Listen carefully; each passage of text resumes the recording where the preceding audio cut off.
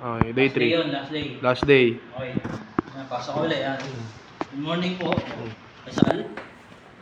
Yan. Bagong lahat, mag-attendance ulit. Attendance. Yan. Attendance. Sabihin mo, yan, dahil po nasa huling araw na po tayo ng ating course, magkakaroon na po tayo ng institutional assessment. So, i-review niya. So, ang lahat ay attendance na nga, di ba? So, attendance. Yan. Ano po bang mga ano natin? Mamaya yan. Yan. Alamin na po natin kung paano, kung ano lang natutunan nyo sa ating course. Kaya gagawa po tayo ng institutional assessment para bago rin po tayo mag-national Assessment. ay malalaman po natin yung resulta. Okay po. PowerPoint ba din? Hindi, inano ko lang yan. Dahil dyan, simulan po natin ng exam ng written exam. Wow, bibigay ka ng So, written exam. Dalawang set. Okay. Yan. Okay, meron lang tayong 2 oras para mag-written exam. Tapos ng 2 oras yun, kunyari. Okay. Dahil tapos na tayo sa written exam, dumako na tayo sa practical work area para gawin po ang demonstration. Silang dalawa.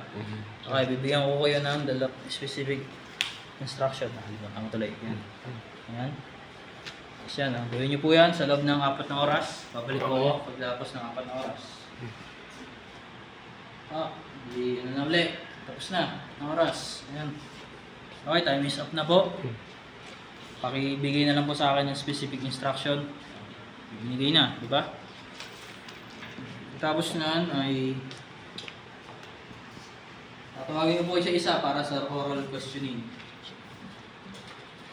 So, Tinawag ka na. Hindi mo po ako, kunyari. Sabihin mo, ayan sir. Ano po ba ang pini-PMS natin sa motor? Tatanong ka ng oral kahit ano. Tapos yan, si sir na. Kunyari, tanongin ko, ganun din. Pero pag sa totoong buhay nun, 3 tanong yun, magkakaiba yun.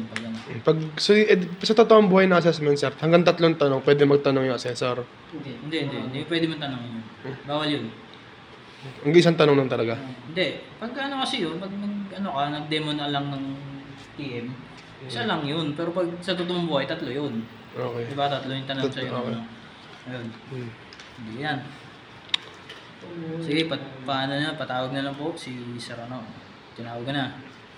Tapos niyan, nakaupo na ulit din.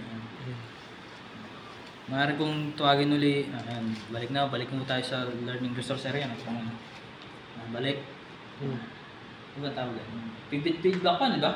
Oo, may feedback. Ayun. Mabalik mo ulit yung sound. Balik ko na lang uli si Mr. Siso niya. Para sa akin.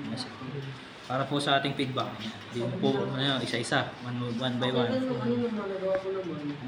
Yan. Sir, gawa niyo naman po yung demonstration. Pagdating naman po sa written exam natin, nakuha niyo naman po kahit at least 50% ng score. So oral interview naman po ay nasagot niyo naman, maayos. So ayun, congratulations po. Kayo po ay pasado sa ating institutional assessment. Yan, tawag na lang din po si Sir yan, tinawag ka na, yan. Tapos sabihin mo naman doon, hindi ka nalulungkot po sir. Yung written exam niyo po ay hindi masyadong nakakuha ng magandang score. Demonstration po, medyo nasira niyo pa po yung gamit. Hindi pa rin kayo umabot sa time limit, tama ba? Time limit, no?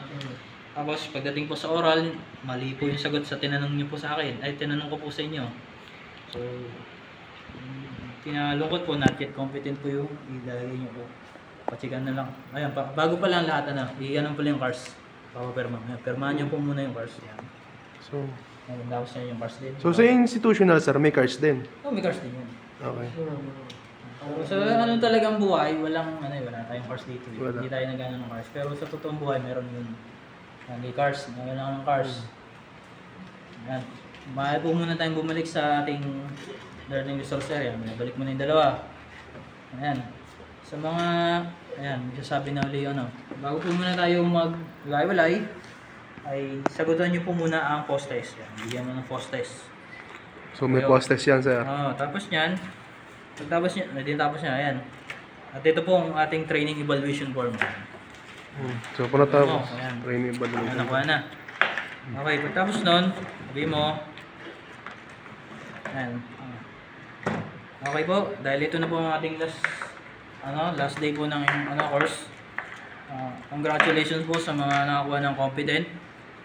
Hintayin nyo na lang po yung schedule ng ating national assessment sa mga sa tatawagan o kaya i-text po namin kayo o kaya sa messenger.